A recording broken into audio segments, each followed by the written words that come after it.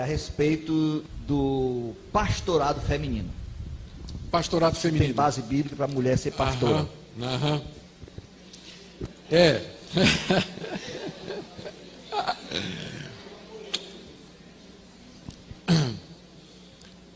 Certo.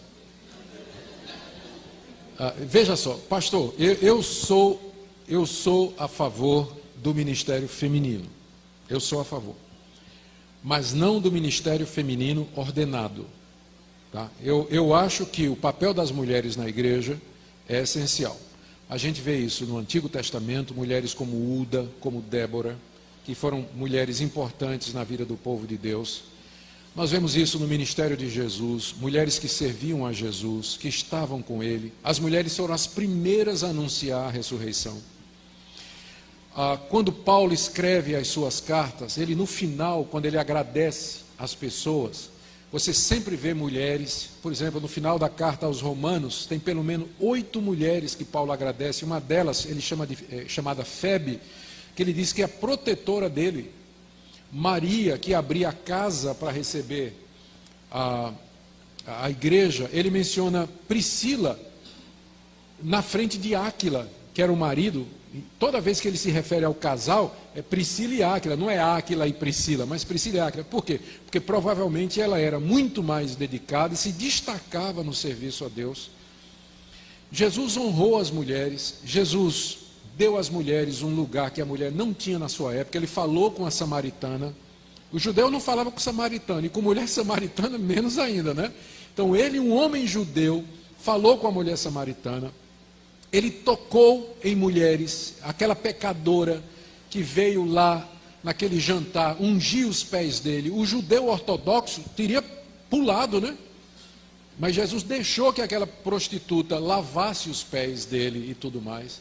Então Jesus de fato valorizou as mulheres, o ministério das mulheres era muito importante. Então eu sou a favor do ministério feminino. Eu acho que as mulheres são extremamente importantes no reino de Deus. Sem elas nós não teríamos como organizar as igrejas, as nossas famílias, o trabalho missionário. Na minha denominação, as mulheres são a maioria dos missionários que nós temos, a maioria de mulheres, de obreiras que vão para o campo, começar trabalho, sustentar trabalho, fazer trabalho.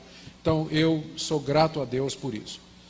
Todavia, dito isso, mesmo que Jesus tenha, mesmo que Uda e Débora foram mulheres da mais alta importância no Antigo Testamento, você não vai encontrar no Antigo Testamento, na lei de Deus, que a mulher podia ser sacerdotisa. Ela não era sacerdotisa. Ela podia ter uma função civil, juíza. Juíza era uma função civil. Débora podia ser juíza, Uda podia ser uma juíza, Débora podia ser uma profetisa, mas os profetas não eram ofício. Profetas eram pessoas que Deus levantava para exortar a igreja, chamar a igreja ao arrependimento, podia ser homem ou mulher. Mas o ofício, aquela pessoa separada, ungida, para se dedicar ao governo do povo de Deus, isso era um cargo no Antigo Testamento para o homem, era o sacerdote. Não tinha sacerdotisa em Israel. Quando você chega no Novo Testamento, em que pese todo o apoio que Jesus deu às mulheres, ele escolheu 12 homens para serem apóstolos. Ele podia com facilidade ter escolhido apostolisas ou apóstolas, depende do nome, da designação.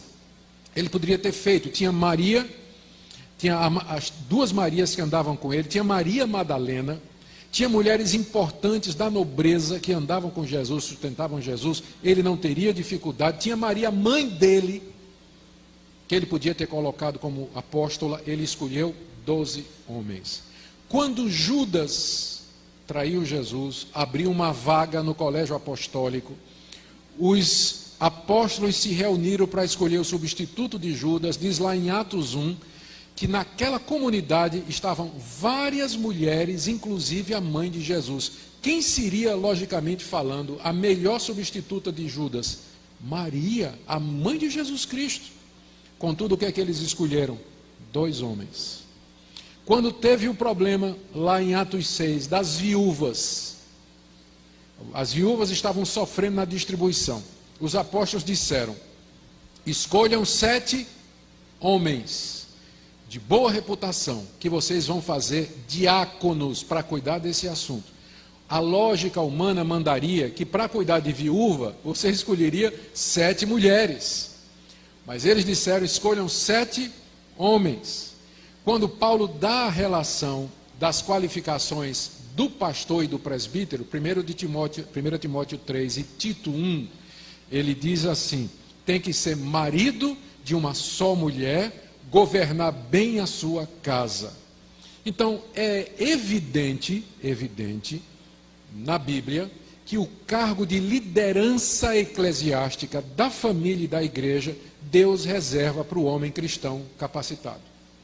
E que a mulher é importante, serve, sem ela não dá para fazer, mas Deus deu diferentes funções. Não é que o homem é melhor, ele não é melhor do que a mulher.